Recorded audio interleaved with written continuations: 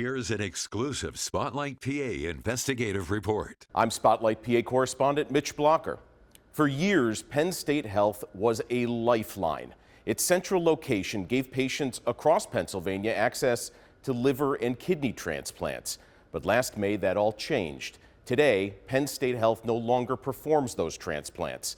In the fourth part of our investigation, Spotlight PA uncovers how a program that was once marketed as world-class closed again.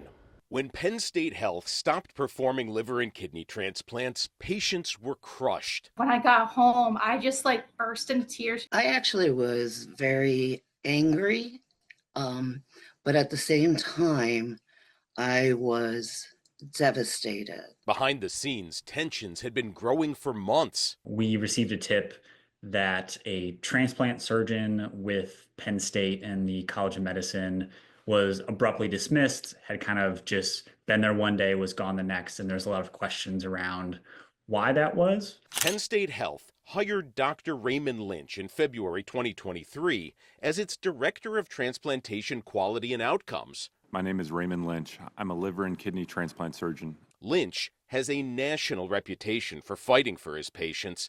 When he testified before Congress, he pushed to make America's transplant network more accountable. I'm here because Congress has the ability to take action to save my patients' lives. His patients trust him. When things happened that he did not approve of, he took action. His colleagues describe him as principled, direct, and unafraid to challenge authority. He seemed like the perfect fit. This was a transplant program that had previously been cited for having a culture of retaliation and had received a very serious rebuke from the federal regulator previously. Dr. Lynch was one of 3 surgeons hired to fix all of that. He was gone after 14 months. Dr. Lynch was raising concerns internally about how the program was being run. Investigative reporters Wyatt Massey and Charlotte Keith spoke with more than 20 people with expertise in the transplant industry or directly connected to Penn State Health's abdominal transplant program, including current and former employees. We really wouldn't have been able to do this story without sources who put that trust in us, because we did need to understand what had been happening inside the health system. Together, Spotlight PA reviewed internal meeting recordings, financial records, transplant data, oversight reports, emails, and text messages. They learned a lot. Behind the scenes, Dr. Lynch was making noise. He was raising those concerns with colleagues, other people in the transplant program, and our reporting showed that he had raised those concerns with some of the leaders in Penn State Health. In meetings, Lynch was concerned about patients missing out on viable organs. He thought that those on the transplant wait list were dying at higher rates than they should have been. An internal document shared with Spotlight PA summarized Lynch's concerns.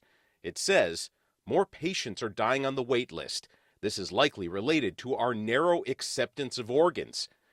Dr. Lynch was also worried about how long transplant recipients stayed in intensive care and the number of complications they suffered. This was affecting real people living in Pennsylvania and beyond that had a huge impact in access to healthcare within the state. 4 people with direct knowledge told Spotlight PA in early 2024 Dr. Lynch brought his concerns to the top, including Penn State Health's chief operating officer and the hospital's chief medical officer. In a statement to Spotlight PA in June, Penn State Health said the reasons for the closure were far more nuanced than culture, decision-making, or interpersonal relationships of staff.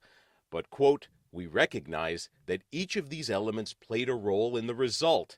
When Spotlight PA asked Penn State Health for an update for this reporting, we were told there is nothing new to add.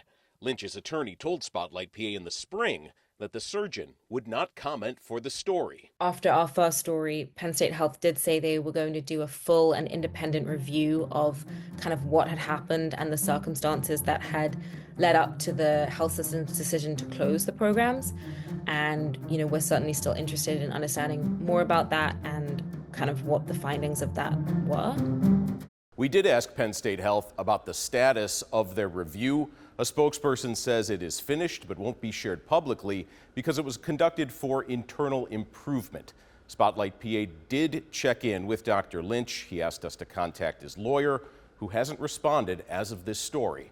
Of course, you can always visit spotlightpa.org to read and support independent investigative journalism for everyone in Pennsylvania.